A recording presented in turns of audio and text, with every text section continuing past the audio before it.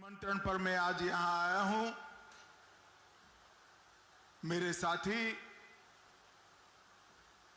और महंत चांदनाथ जी के शिष्य महंत बालकनाथ योगी जी, मेरे साथी मंत्री श्रीमान भूपेंद्र भाई यादव जी, मंच पर बैठे हुए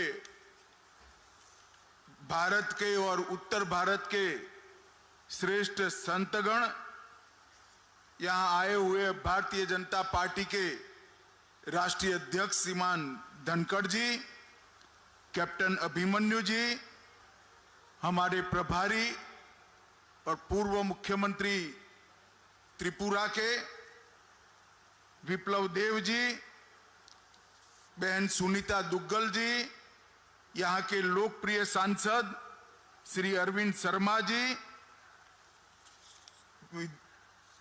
हरियाणा विधानसभा के विधायकगण और आज के कार्यक्रम में उपस्थित संतगण के श्री चरणों में मेरा प्रणाम। भाइयों और बहनों, आप सभी को नमस्कार। मुझे कोई लंबी बात नहीं करनी है। मैं आज बालकनाथ जी के निमंत्रण पर यहां एकमात्र काम के लिए आया हूं। स्वर्गस्थ चांदनाथ जी के चरणों में उनको श्रद्धांजलि देने के लिए मैं यहां उपस्थित हुआ। आज बाबा मस्तनाथ की ये महान तपोस्थली में चांदनाथ जी की मूर्ति के अनावरण का भी कार्यक्रम है, भंडारे का भी कार्यक्रम है और देश भर से कई नामी संत यहां पर चांदनाथ जी को श्रद्धांजलि देने के लिए उपस्थित हुए हैं। मित्रों, मैं इतना ही बताना चाहता हूं, मेरा चांदनाथ जी से संपर्क तो उनके जीवन काल के बहुत अंत समय में आया। वो सांसद थे और मैं पार्टी का अध्यक्ष था। सांसद के नाते संपर्क आते आते उनकी आध्यात्मिक गहराइयों की अनुभूति मुझे कई बार हुई, मगर मैं आज सबके बीच में कहना चाहता हूं, जब उनका अंत समय था, बोलना भी बंद हो गया था, उन्होंने मुझे एक पत्र लिखा था कि अध्यक्ष जी मैं मिलना चाहता हूं, कुछ बातें करनी है। कोई कार्यक्रम नहीं था, बालकनाथ जी भी थे उस वक्त, कोई कार्यक्रम नहीं था, मैं उनको मिलने के लिए ही आया था। उन्होंने एक स्लेट पेन लेकर कुछ चंद बातें लिखी थी और मैं आज सबके सामने कह रहा हूं, इसमें से काफी बातें पूरी भी हो चुकी है, जिससे देश को बड़ा यश मिला। उन्होंने बड़ी दृढ़ता के साथ कहा था कि ये असंभव दिखते हुए सभी कार्य, इसके पीछे यत्न नहीं छोड़ना चाहिए। बहुत कम समय में ये कार्य पूर्ण होंगे और भारतीय जनता पार्टी के नेता नरेंद्र मोदी जी के हाथों में ही ये यश लिखा है। और मुझे ठीक याद है और मैं आज सबके सामने स्वीकार भी करना चाहता हूं कि मुझे कोई बड़ी श्रद्धा नहीं थी। मुझे लगा कि चांदनाथ जी का जीवन समाप्त होने को आया है, बड़ी पीड़ा से गुजर रहे हैं और शुभ भाव से आशीर्वाद दे रहे हैं, परंतु जैसे ही समय जाता गया, एक के बाद एक घटनाएं होती गई और साथ अर्थ में असंभव लगती हुई सारी बातों को मैंने अपने आंखों से होते हुए देखा है। ये इनके संकल्प का, इनके पुण्य का एक बल उन्होंने जो ये शुभ कामों के पीछे लगाया था, शायद इसका ही ईश्वर ने परिणाम दिया होगा। मित्रों, भारत अनेक संप्रदायों की भूमि, हजारों सालों से, अनगिनत सालों से यहां अनेक ऋषियों ने, मुनियों ने यहां तपस्या करते करते सृष्टि के अनेक रहस्यों को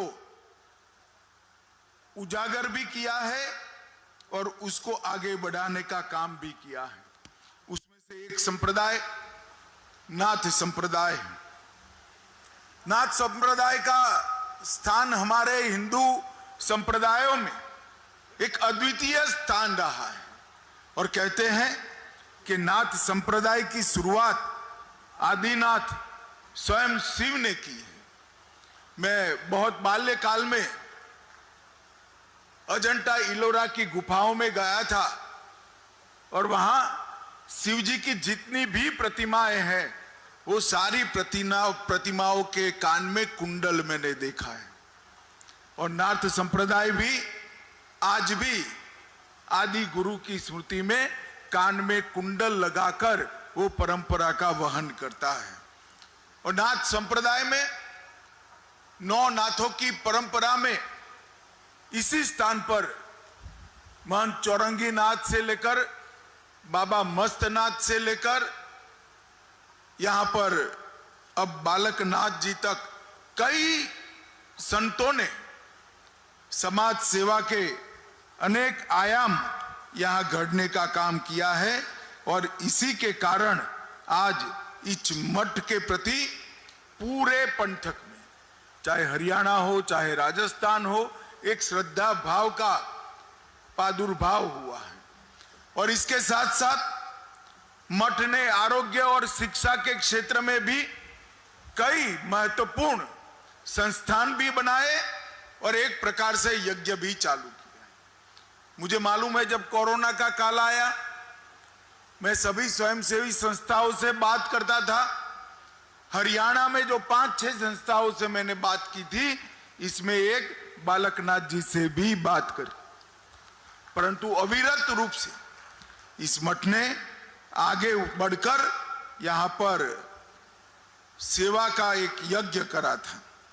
और यहां पर 8वीं शताब्दी से जो सेवा की परंपरा चालू रही है, महंत चांदनाथ जी को भी मिला था और अब उनके शिष्य बालकनाथ जी ये परंपरा को आगे बढ़ा रहे हैं। भारतीय जनता पार्टी कई बार संतों महंतों को नीति घड़ने वाले हमारे स्थानकों में प्रवेश का प्लेटफॉर्म रही है। महंत चांदनाथ जी भी राजस्थान में विधायक रहे, बाद में अलवर से सांसद बने। बालकनाथ जी भी अलवर से सांसद बने, अब राजस्थान में विधायक बनने के लिए फिर से जा रहे हैं। और ये परंपरा जो भारतीय जनता पार्टी ने चालू की है, वो परंपरा से विधानसभाओं और संसद में अनेक संस्कृति को घड़ने के आयाम हमारे संतों महंतों ने हमारे कानून बनाने वाली संस्थाओं में रखे हैं। मित्रों, आज मैं जब यहां आया हूं तब एक बात का जरूर जिक्र करना चाहता हूं। अभी अभी एशियाई खेल 2022 समाप्त हुए और हम सब के लिए आनंद का विषय है और हरियाणा के लिए और आनंद का विषय है कि एशियाई खेलों में 100 से ज्यादा पदक जीतने का सबसे पहली बार आजादी के बाद भारत को सम्मान मिला है। हर खेलों में, चाहे टोक्यो ओलंपिक हो, पैरा ओलंपिक हो, डैम्प ओलंपिक हो, थॉमस कप हो, कॉमनवेल्थ हो और विश्व चैंपियनशिप की प्रतियोगिताएं, हर जगह पर 2014 के बाद उत्तरोत्तर भारत ने प्रगति करी।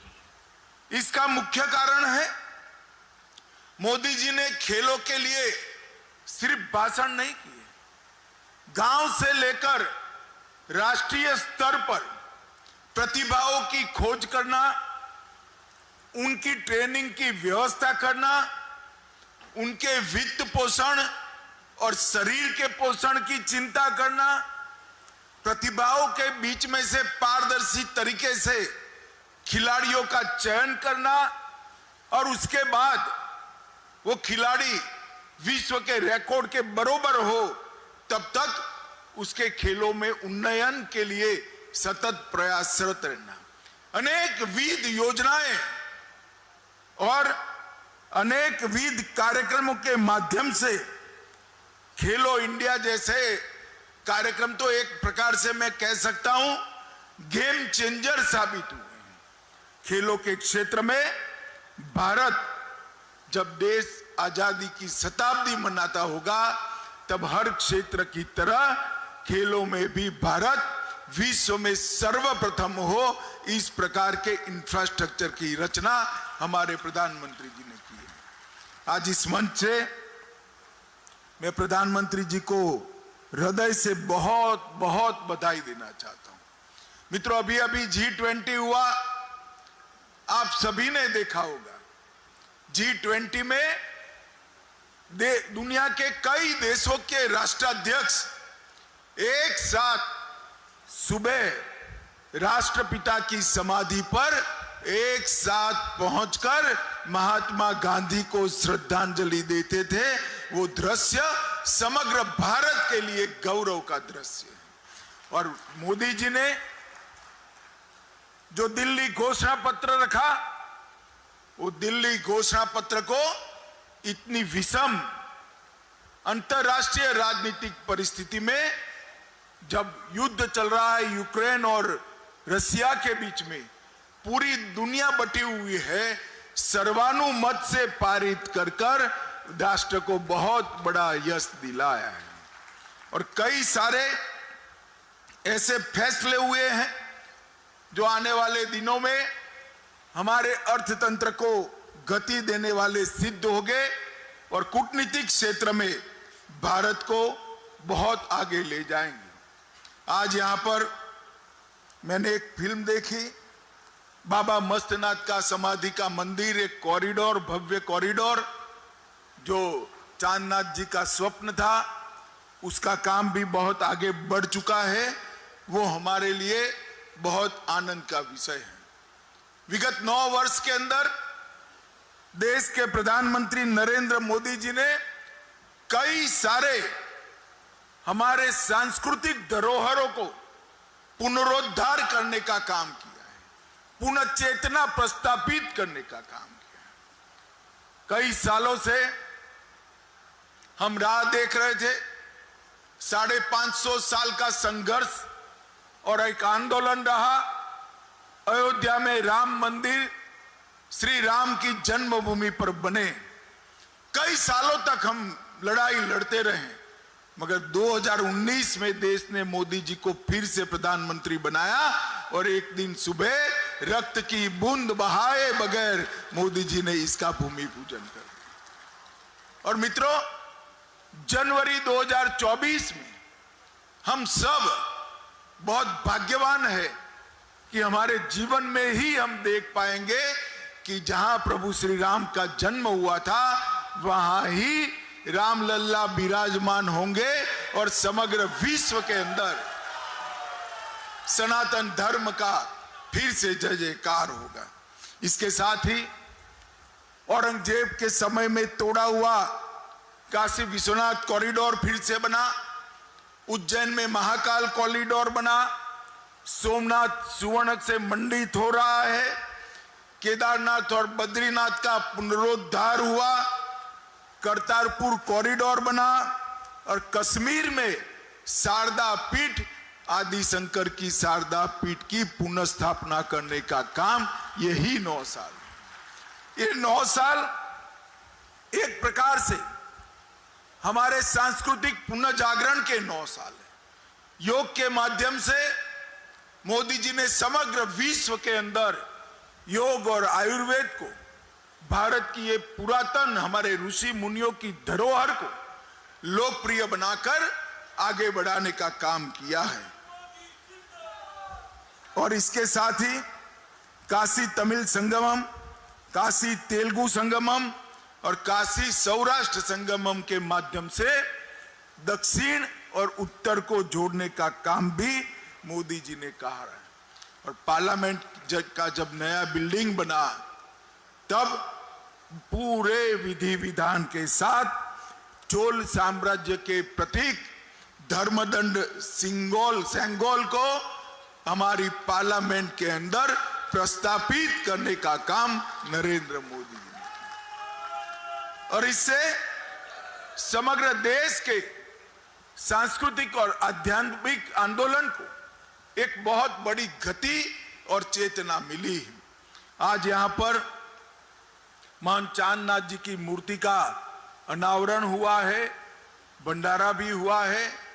महंत चांदनाथ जी के मेरा संपर्क उनके जीवन के अंत काल में ही आया, परंतु कई बार उन्होंने मुझे कई प्रकार की आध्यात्मिक अनुभूतियां कराई है।